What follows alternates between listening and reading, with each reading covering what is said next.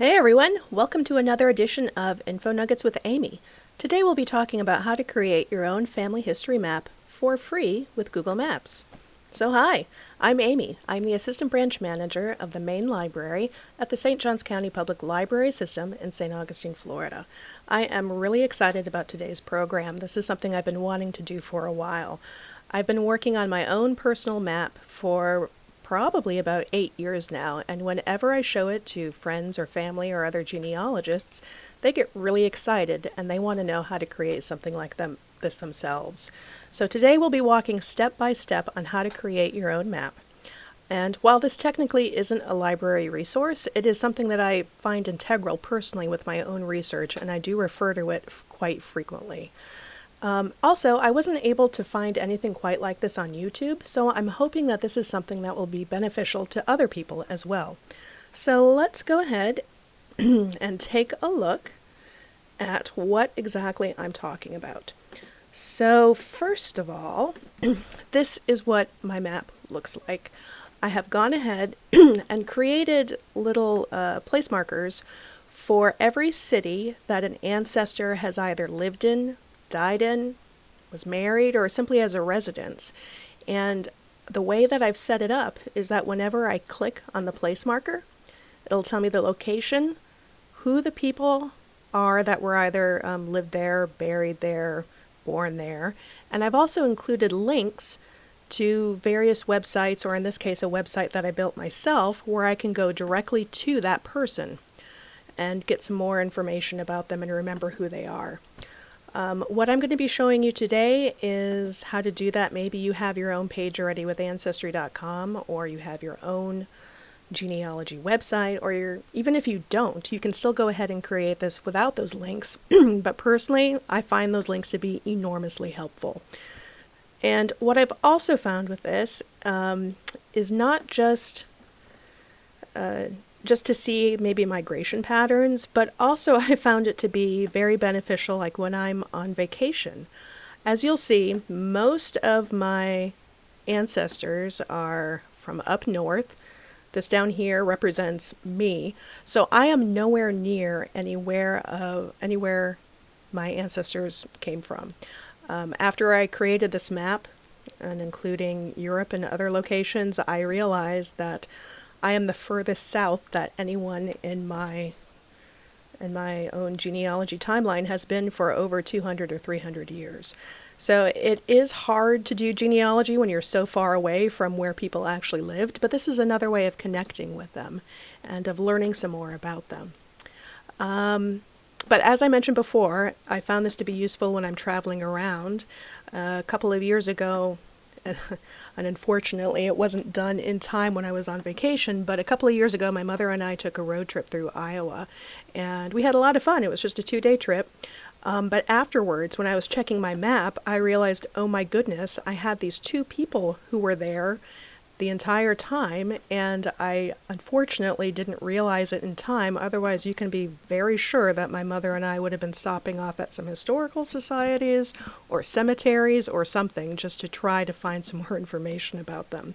Unfortunately, I looked at that too late, but I did learn now that whenever I travel somewhere, I always check my map first in case there's a cemetery that I need to visit.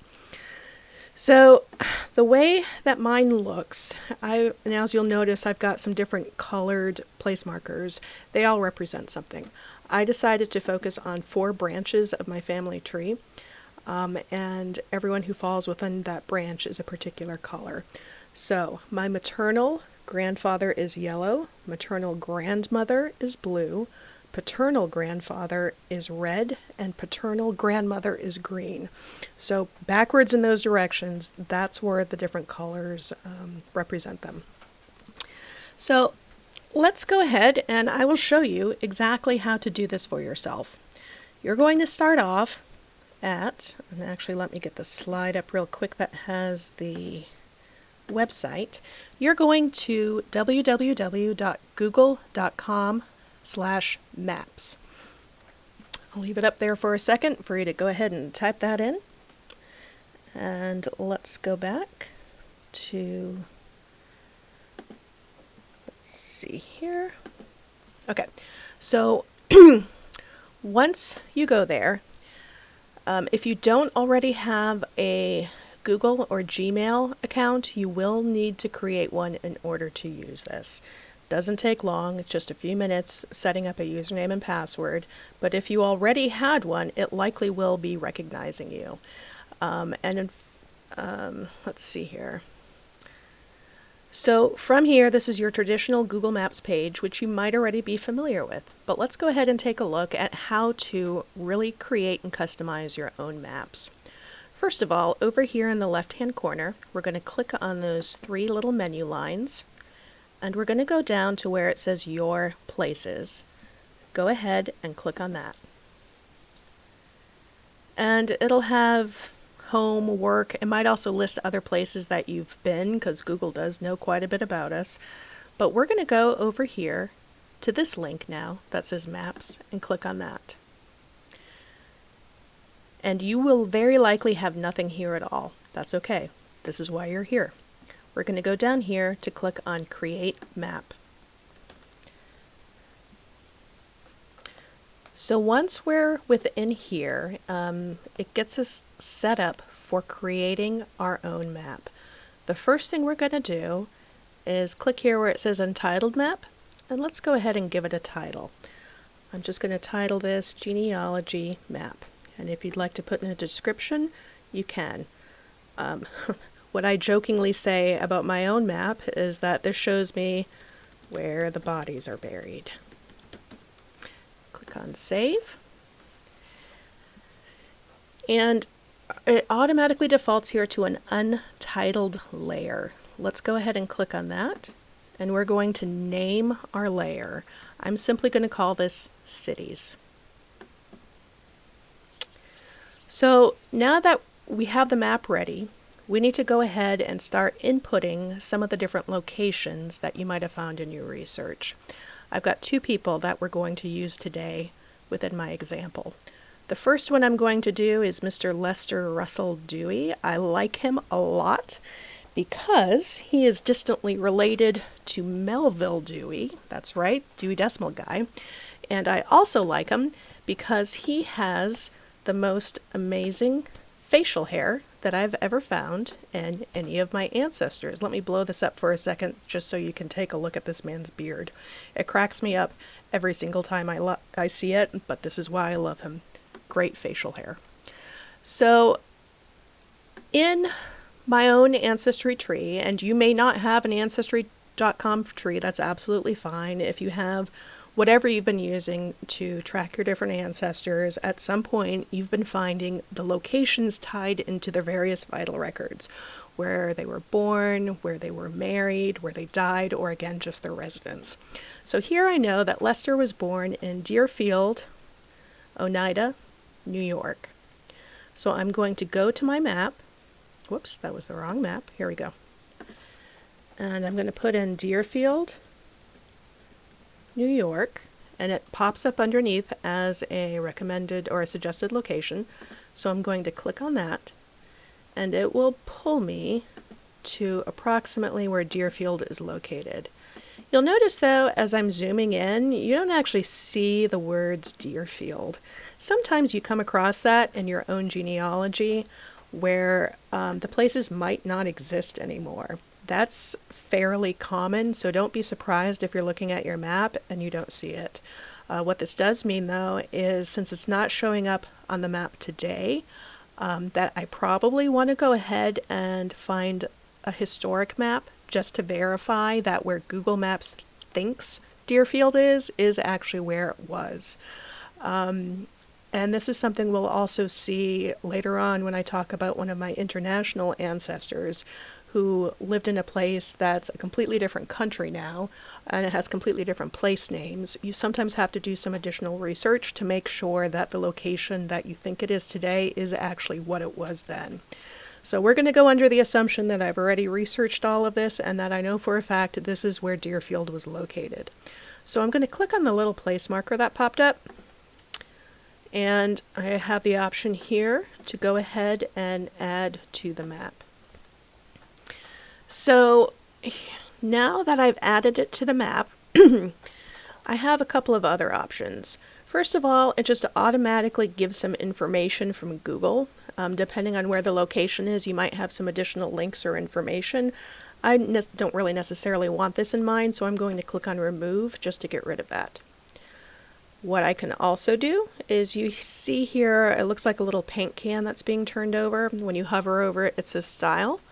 When you click on that, you have some different color options, and this is where I was able to go ahead and represent different branches of the family for different colors. Whatever color you want to do is completely up to you. I'm going to make him orange. And we have some other icons, so if you don't want to use just this little placeholder right there, you can click right here on More Icons, and there are a lot of different icons that you can choose from. Any one of those, and you can change the colors to whatever you want. There's quite a few that you can choose from. For now, I'm just going to stick with this. Here, the little pencil, this is the edit button. This is where things get useful. So, according to the research that I found in Ancestry, Deerfield was in Oneida County, New York.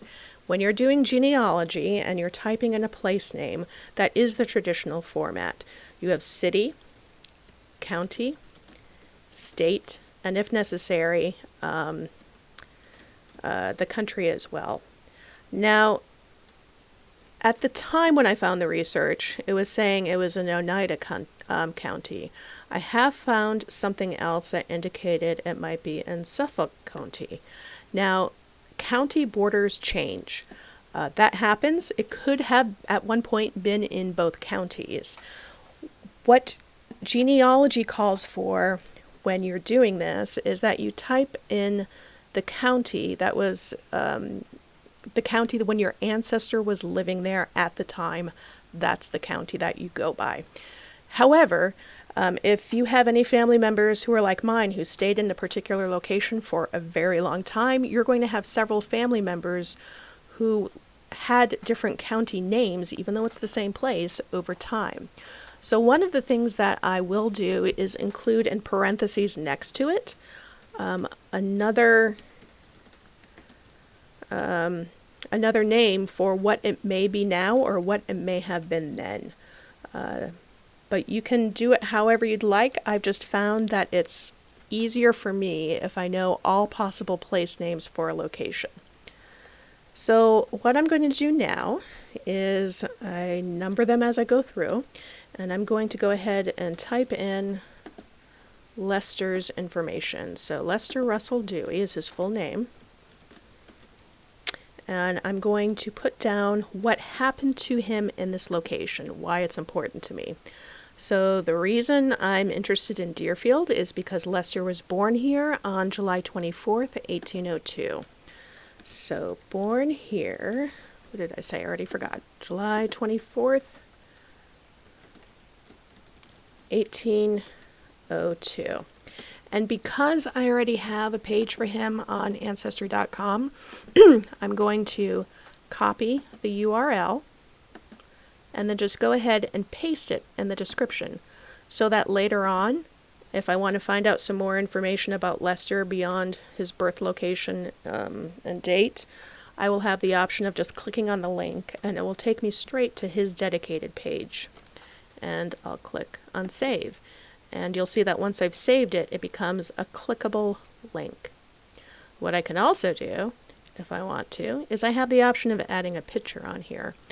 And of course, I want to add a picture of him and his glorious beard. So it's taking me to choose an image or video. There's a couple of different source locations that you can choose from. I'm just going to straight up upload him from my computer. I have already saved his picture on here. So let's see here, let's click on Lester. We'll open that up and then just click on Save.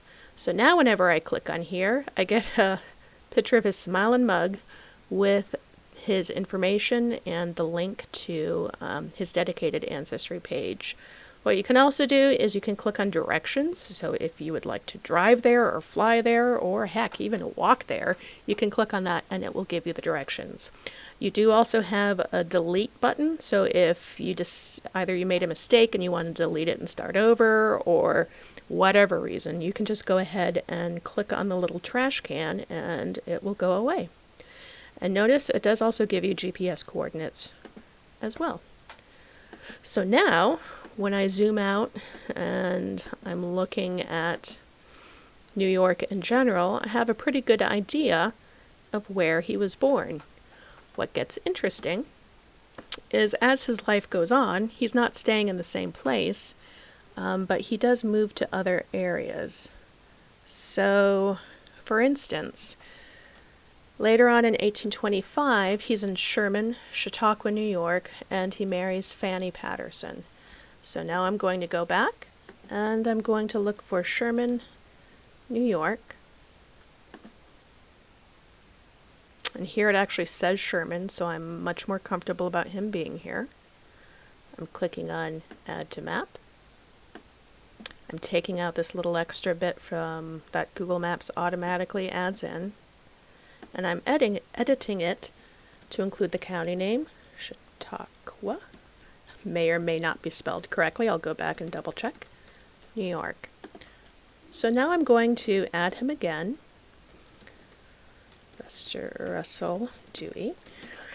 And the reason that it was important is because he married Fanny Patterson here on March 23rd, 1825. So married 23 March 1825, and I'm going to include Fanny Patterson. And then I'm going to include a link again to Leicester.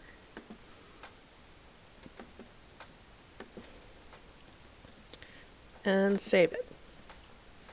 Now, it's not just Lester who was married here. Of course, it was also his wife, Fanny, who was married here. So I'm going to create a separate entry for Fanny. Unfortunately, I do not have a picture of her. I wish I did. So now that I have already created some information, I can go back and edit, go to the end, hit my enter key, whoops. And what you might have to do, if enter automatically saves it for you, if you hold down your shift key and your enter key, it will drop you down a line instead of automatically saving. So I'm doing to Fanny Patterson. She was married March 1825 to Lester Russell Dewey.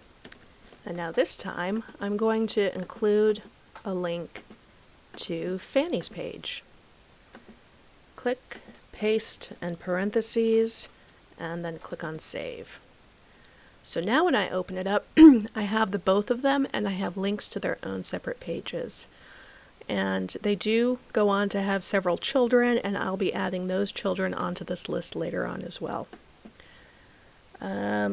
So what we can also do, and this is something that you can use as proof of residency for the mothers when their children are born as well. So if you're doing any sort of genealogy research and you notice that one of their children, for instance, it looks like Perry Dewey was born in Sherman in 1829, that's usually a good indicator that his mother Fanny was living in Sherman at 1829 as well. Not necessarily true for father, because the father does not have to be present when a child is born, so he might have been somewhere else at some point. And you will see that especially during various wars. If they were a soldier, they might not have been present. But for Fanny, I would be able to say that 1829 was definitely, she was in Sherman at that time because her son was born then. And let's keep going down, see if I have anything else. I've got some more residents. I've got some deaths of siblings, some more residents. And this is something I might indicate as well, that maybe he lived. Okay, so he was living in Sherman from at least 1825 up until his death in 1870. So this is or 1872. So this is something I'm going to indicate in his entry. Whoops. So let's go back. Lived in Sherman from about 1825 until death in, I already forgot when he died, 1872. So this is going to be helpful because 1825 to 1872, he's been there for close to 50 years. So odds are he has created quite a few different records that would be interesting for me to find. So if I'm planning, say, a genealogy trip, I'm going to be looking for places where my ancestors have lived for a considerable amount of time, as their records will likely be concentrated in that location. I have some ancestors who lived in a town for maybe 2 years, tops, and that might not yield as many records as somewhere like Sherman, which I would be more likely to find more information. So that's... Oops, and I did forget to change the color. If you are going to use a color theme, be sure to stick with it. Don't forget to change the color as well. So that's Lester and his glorious beard. Let's go ahead and move on to a different ancestor. This one is a little bit more problematic because, as I mentioned, he's from an area, from a country, it wasn't even a country, a region that is not the same politically as it had been when he was born there. So this becomes a bit more complicated.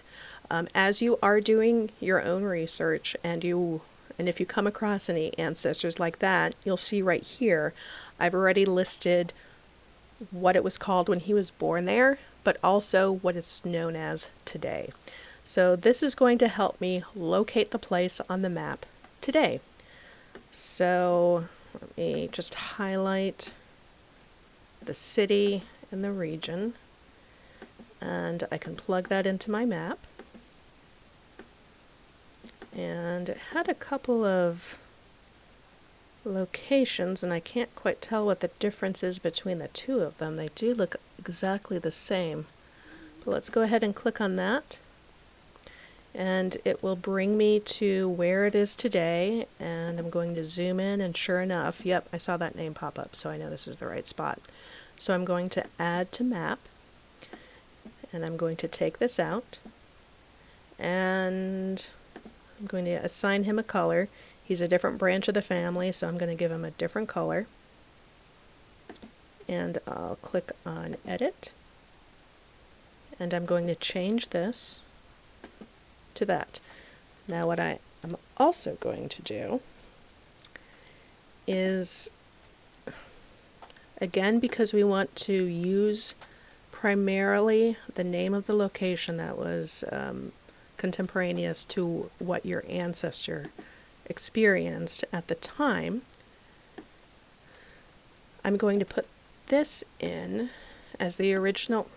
I'm going to put, I can't highlight and talk at the same time. Let's try this one more time. I'm going to put this in as the primary location with its present day name in parentheses after it. So let's click on this, and now I'm going to paste it in there. There we go. And add a space. Okay. And so now I'm going to go ahead and add in Johann. Let's see here. So we've got Johann Joseph Thiel. And I'll indicate that he was here for his entire life, born in 1818 and died here in 1896. So that's something I'll write here. Born here on 4 April 1818. And lived here until death in 7 January 1896. And I'm also going to include a link to Johann. Let's go here, and I'll just add that in there, and then click on paste and save it. So now when I zoom out, I can really see where he was in relation to everything else.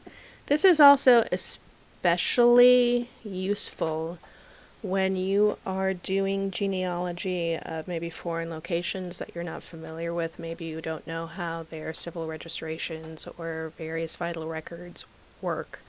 This is a way for you to discover what the next closest largest city is, maybe a metropolitan area, where maybe the records aren't kept at that particular town, but they've gone up to the next larger city or larger metropolitan area.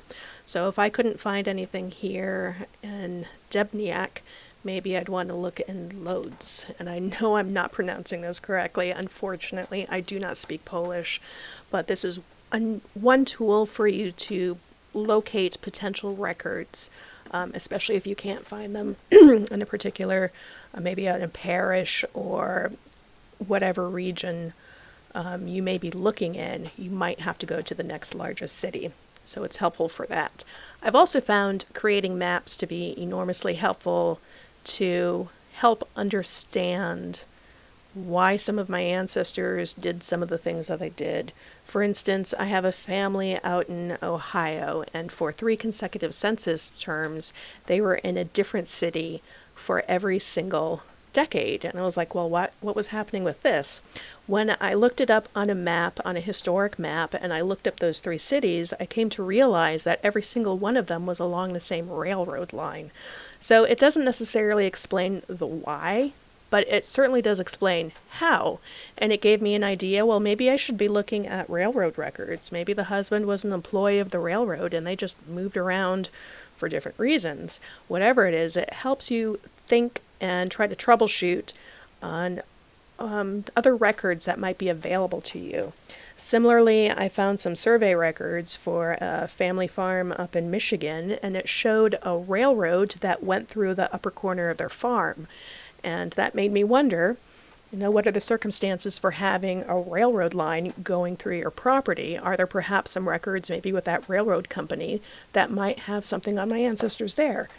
So it is a way of expanding your search and potentially finding some other things to look for. So again, it is time consuming. And as you'll see with all the different place marks that I've placed here over the years, it is time consuming. But I have found this to be enormously beneficial in my research to help kind of visualize how families have moved over time.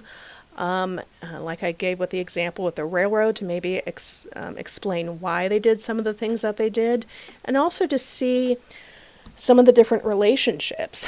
Like sometimes you'll find an ancestor who married someone who lived in a completely different town, but when you put the 2 towns on a map, you realize, well, they were right next door to each other. That's probably how they met. And then you get some confusing ones from time to time where they're completely different states altogether, and there's no explanation for that, but it helps you narrow down or at least eliminate some potential reasons on why something might have happened to your family. So let me go ahead also and give you really quick, if you're here for the secret word for our summer reading program, let's get that out of the way. There we go. Today's secret code is Libraries Rock 09. You can enter that into our Read Squared app and you can win some points to potentially win some prizes at the end of the summer. So thank you again very much for joining us today. I love this particular topic and I'm really excited to be able to share it with all of you. If you have any questions, any very specific questions on how to do something, maybe a couple of days from now you're going to work on it yourself and see how far you get and you're like, oh, how do I do this? Feel free to go ahead and send an email to sjcpls@tblc.libanswers.com and mention, if you are asking about something that was in today's program, just put in the email, Amy said I could go ahead and email you here, and they'll be sure to forward it to me so I can definitely help you out with whatever specific question you might have. Feel free to also follow us on Facebook, we're SJCPLS, or on YouTube, SJC Library Vid. I do have a couple of other genealogy videos up there and my entire Info Nuggets series that covers some library databases and other library resources that can be found there as well. So again, thank you all for joining me here today. I'm very excited about today's program and I look forward to seeing what you do with your own genealogy maps. Thank you all very much and have a wonderful day.